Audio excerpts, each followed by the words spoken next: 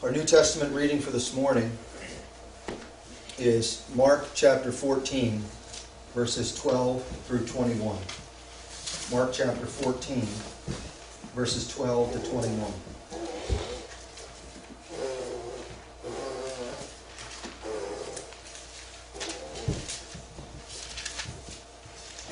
Mark chapter 14, verses 12 to 21.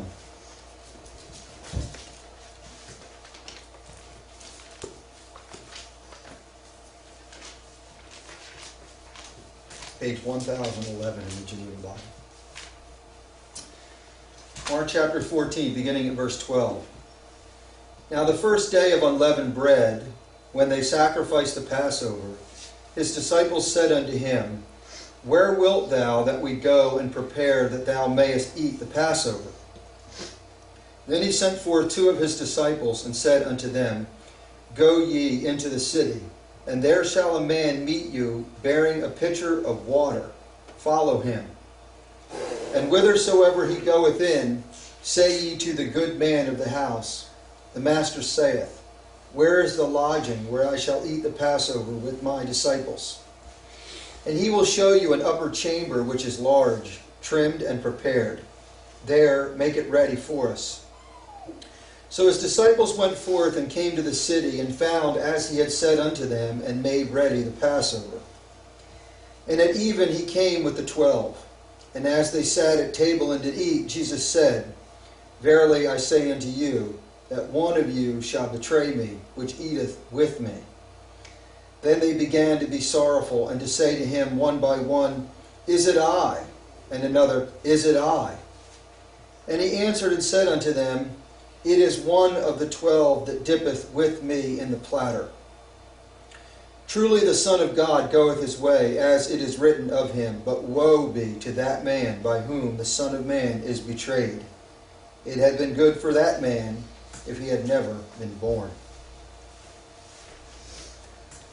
The title of our message this morning, Mark chapter 14, verses 12 to 21, The Betrayal of the Passover Lamb. Our introduction. In the text from last week, verses 1 through 13, Christ was at the home of Simon the leper in Bethany. They have all been invited to dinner. In attendance with Christ are Mary, Martha, Lazarus, and the 12 disciples. In the midst of the dinner, as you might remember, Mary, out of a sense of love, pours ointment over the head of Christ. And there are two reactions to this pouring of the ointment. The first reaction is that of the disciples, in that her pouring of the ointment was a waste of money. The second reaction is that of Christ, who explains that he has been anointed for burial. There are 2 points to our message this morning. Verses 12 through 17, preparation for the Passover supper, and verses 18 to 21, Christ prophesies his own betrayal. Now the context of our message this morning. This morning's text begins the following morning that he was at dinner with Mary and Martha. It is the morning of preparation for the Passover meal, which will take place after 6 p.m. on that same day. Christ now makes the proper preparations for observing the Passover meal. He secures a room to partake of the Passover, then gathers his 12 disciples. At the meal, Christ reveals that he has been betrayed, and by one of his own disciples. Our first point, verses 12 to 17, preparation for the Passover supper. Verse 12. Now the first day of unleavened bread, when they sacrificed the Passover, his disciples said unto him, Where wilt thou that we go and prepare that thou mayest eat the Passover? Here we learn something about the preparedness of Christ. While the disciples are asking questions into where they will eat the Passover meal, we find out that Christ has already made all the arrangements. Before we look at the details of the Passover, it should be understood the timing of the Passover. Jewish time differs from our time. Whereas we begin a new day at midnight, the Jews began a new day at 6 o'clock p.m. in the evening. Up until 6 p.m., in other words, it was the 13th of Nisan, our 13th of April, the day of the preparation for the Passover. But the 14th of Nisan, the Passover day, began at 6 p.m. So the Jews would have all morning and afternoon to prepare for their evening Passover meal. The evening meal would be eaten after 6 p.m. so that it would actually be eaten on the day of the Passover, which starts at 6 p.m. Now, just as a side note, many churches today insist on having the Lord's Supper in the evening because they reason that the Jews celebrated it after 6 p.m. But technically, they were celebrating the Passover in the beginning of a new day, because the new day started at 6 p.m. in the evening. Verse 13.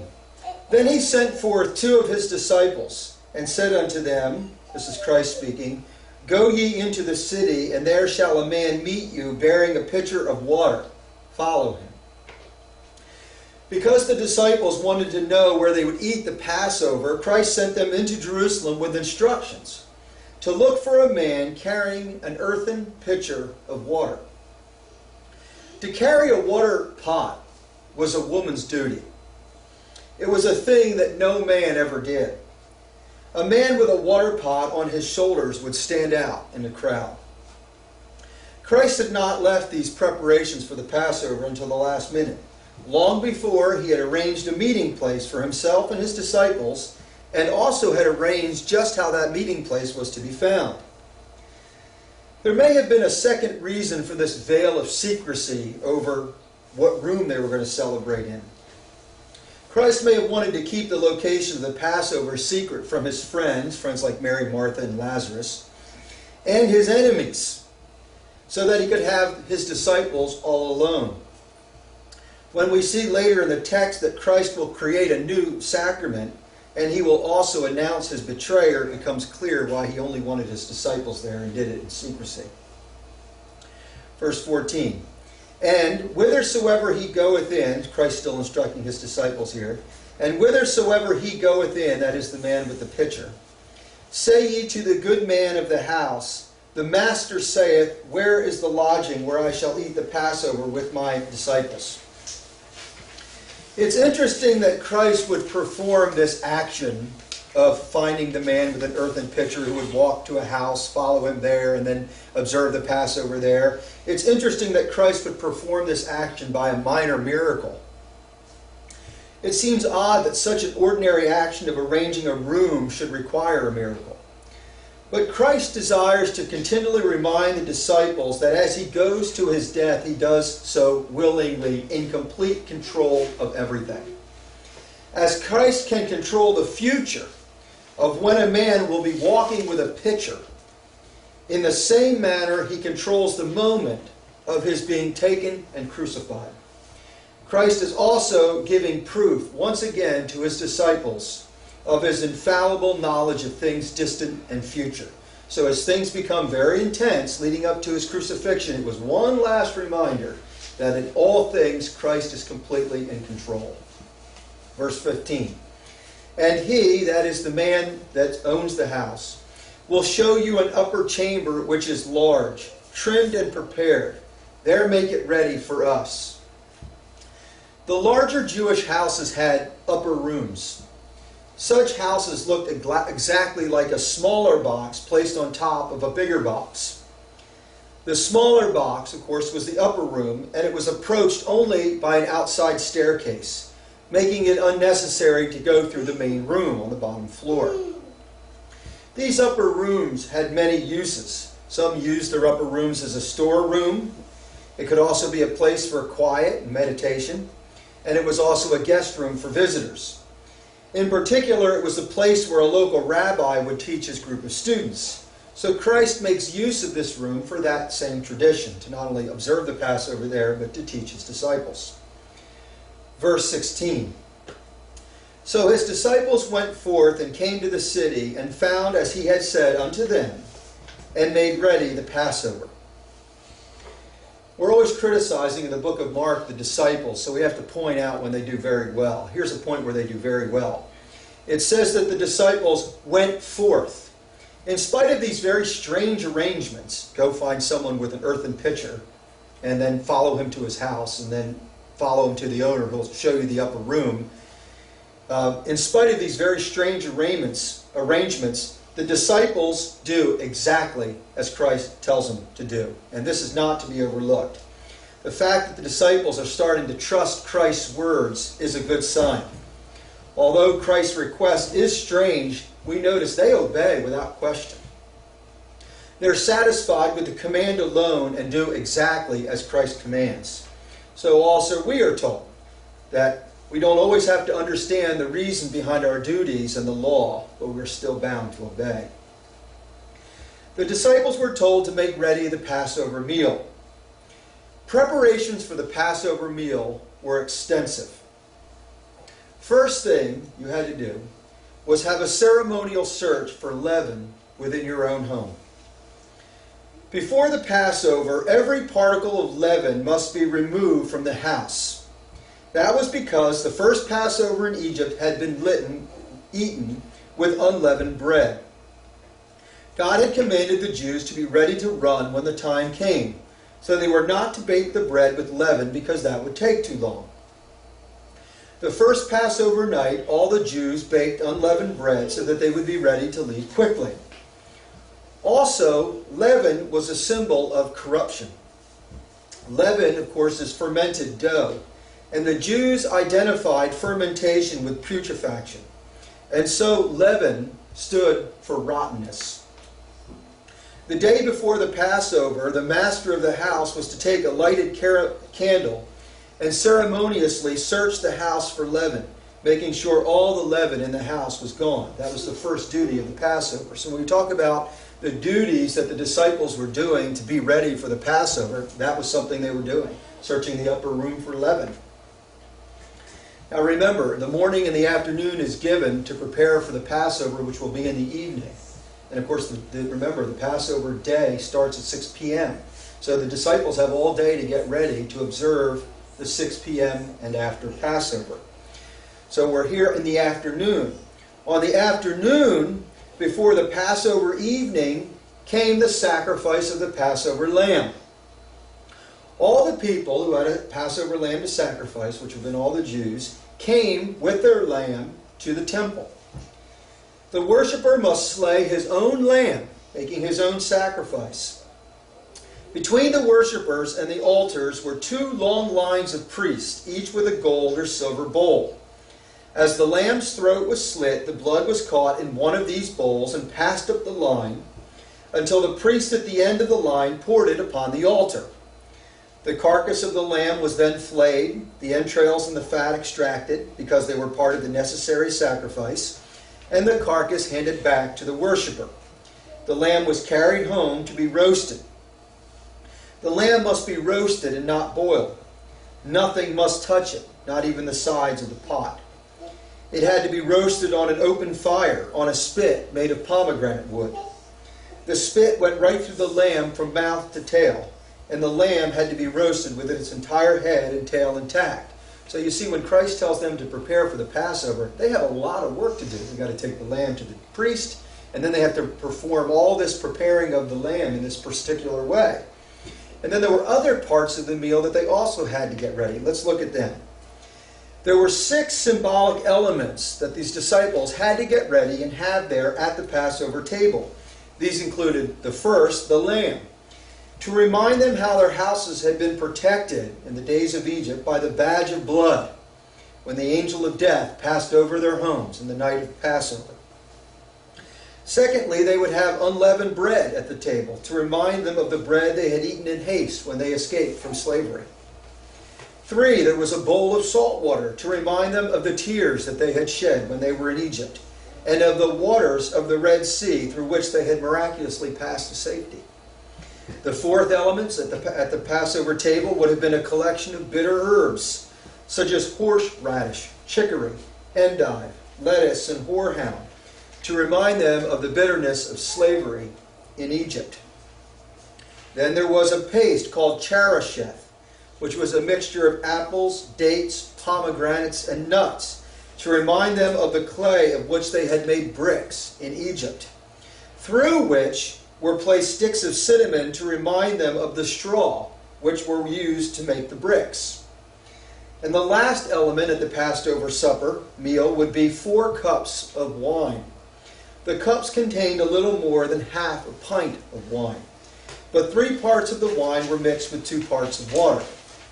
The 4 cups, which were drunk at different stages during the meal, were to remind them of the 4 promises contained in Exodus chapter 6, verses 6 and 7, which were, first promise, I will bring you out from under the burdens of the Egyptians. Second promise, I will rid you out of their bondage. Third promise, I will redeem you with a stretched out arm. And the fourth promise, I will take you to me for a people, and I will be to you a God. So those were all the preparations that the disciples had to make that morning and that afternoon for the evening Passover. And now verse 17. And at even, that means evening, he came with the 12. Christ came with the 12. As was mentioned earlier, the Passover was in the evening part of the day, but of course the day had changed from the 13th of Nisan to the 14th of Nisan at 6 p.m. that evening. The disciples had made all these preparations and now prepared to go to the upper room and partake of the Passover. The disciples would prepare to remember how Christ, the angel of death, had delivered Israel from the bondage of Egypt. But during this regular Passover, Christ will institute, as we know, a new sacrament. No longer will the Passover sacrament of the Old Testament remember the historic freedom of Egypt. But the new sacrament will be changed to the Lord's Supper, and it will commemorate the deliverance of Christ from the bondage of sin for all his elect. We notice something here. It says, and at even he came with the 12. We notice that there are 12 disciples present. But in last week's text, we learned that Judas had already betrayed him. So this is interesting. Since we know that Judas has already arranged his betrayal, yet Judas shows up anyway. In order to maintain his front as a loyal disciple, he attends. It was necessary for Judas to attend to make his betrayal anonymous, as if nothing was wrong. Interestingly, Christ does not exclude Judas from the feast. He doesn't even exclude him from partaking of the first Lord's Supper, though he knew of his wickedness and others did not. He does not wish to stop Judas, nor have his disciples stop Judas, so he allows Judas to remain anonymous. Christ knew that Judas was necessary, his betrayal was necessary, to fulfill his crucifixion. So he says nothing to his disciples, who would later find out that, of course, it was Judas who was the betrayer. And now our second point, verses 18 to 21, Christ prophesies his own betrayal. Verse 18. And as they sat at table and did eat, Jesus said, Verily I say unto you, that one of you shall betray me, which eateth with me. The new day began at 6 p.m., and when the Passover evening had come, Christ sits down with his disciples. There was only one change in the old ritual which had been observed many centuries ago in Egypt.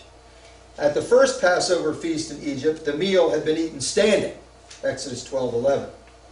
But that had been a sign of their need to run, a sign that they were slaves escaping from slavery. In the time of Christ, regulation was that the meal should be eaten reclining, for that was the sign of a free man with a home and a country of his own. The fact that Christ would have a betrayer was long ago prophesied in the Psalms. In fact, this very event we're about to read about, in which Christ would expose Judas at a meal, is prophesied. David had written in Psalm 41:9, Yea, even mine own familiar friend, on whom I did rely, who ate my bread, even he his heel against me lifted high. So David long ago prophesied that Judas would betray him and that he would be exposed as a betrayer when Christ mentions he dipped the bread with him. While Christ could see into the heart of Judas, none of the other disciples had any idea who would be the betrayer. Interestingly, Christ says, one of you, but never mentions the name of Judas. Christ refuses to tell the name of Judas because the disciples, if they knew Judas was the betrayer, may have prevented Judas from his betrayal. And secondly, Christ needed Judas to betray him so that he could be ushered to the cross to pay for the sins of his elect. Christ's warning to Judas was not intended to soften his heart or produce any change for the better. Judas's heart was already hardened. Judas immediately went away without any concern of betraying Christ. If Judas had any previous conscience, then he would not have been stealing from the disciples all along, as we read that he did in another gospel. The work of Satan within Judas was merely to cheer him on and to clear the path for his wickedness. When Satan sees that Judas is bent towards sin, the devil takes possession of his senses and drives away any remorse or conscience. The devil clouds him from the fear of God, extinguishes the light of reason, and destroys all of Judas's feeling of shame. Those, like Judas, who are devoted to their own destruction will find the devil a willing accomplice to their own self-destruction. Verse 19. Then they began to be sorrowful, that is the disciples, the 11 disciples, and to say to him one by one, is it I, and another, is it I? Once again, we find the disciples growing in grace, and they again must be commended. They were wise to not start blaming one another, but rather each of them did their own self-inspection. All the disciples knew they were sinners, and any sinner knows he's incapable of anything if the grace of God is removed. They also do not question Christ or deny his words. By now they have learned that he is always right, and there is certainly a betrayer among them. No one, we notice, says to Christ, it is not I, but all ask Christ if it will be them. One might even say they trusted more the words of Christ than they trusted their own hearts. So they ask in fear if it is themselves who will betray the Christ. Interestingly, all the disciples are concerned except the one, Judas, who should be concerned. Verse 20. And he answered and said unto them, it is one of the 12 that dippeth with me in the platter. Christ shows how wicked Judas had become in the manner in which he pointed him out.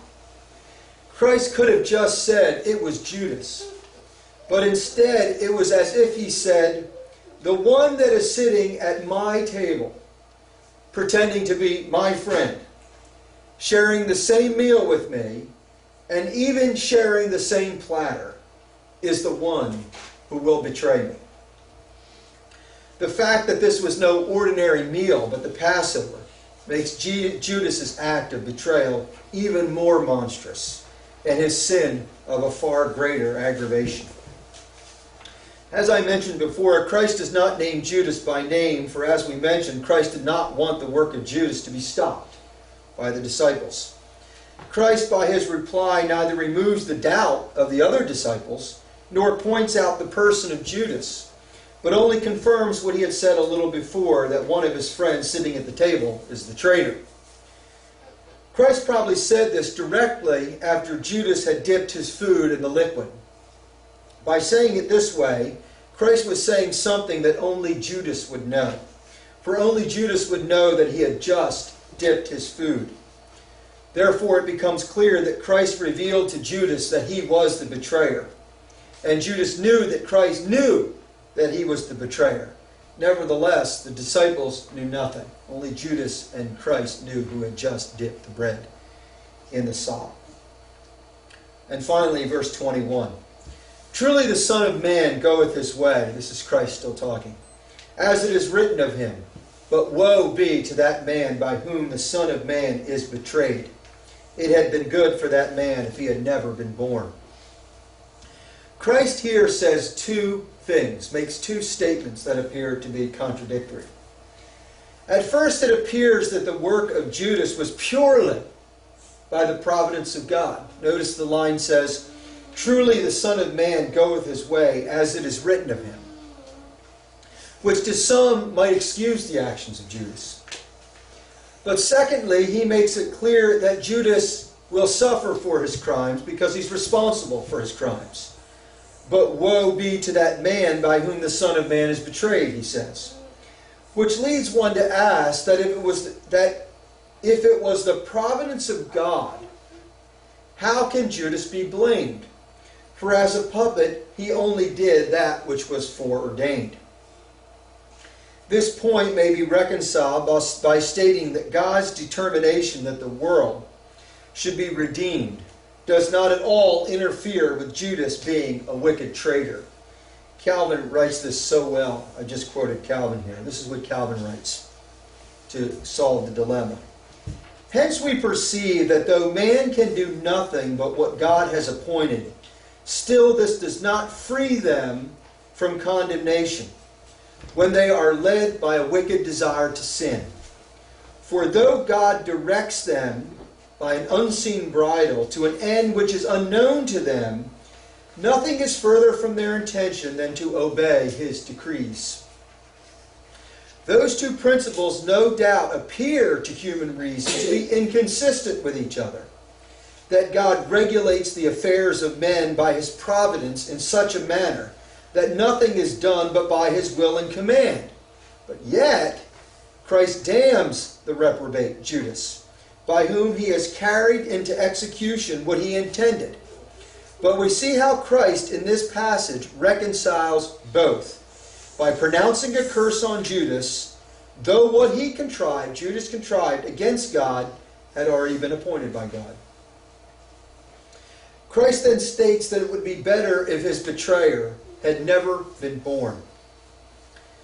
The reason for this is that life is an invaluable gift from God, and it is to be used for the honor of God. That's why we're made. To take one's own life and to use it for the exact opposite purpose than for which it was created is to despise the goodness of God in giving life in the first place. Although God has decreed that the wicked sins of men will inevitably bring glory to himself, this is no excuse to do evil, nor will punishment for these sins be avoided. All the wicked, like Judas, would be better off having never been born, because they will all spend an eternity in hell. The final punishment for the failure to use God's gift of life appropriately and shutting God's presence out of our life will be that God permanently removes his presence from the wicked for all eternity, and with it any chance of happiness.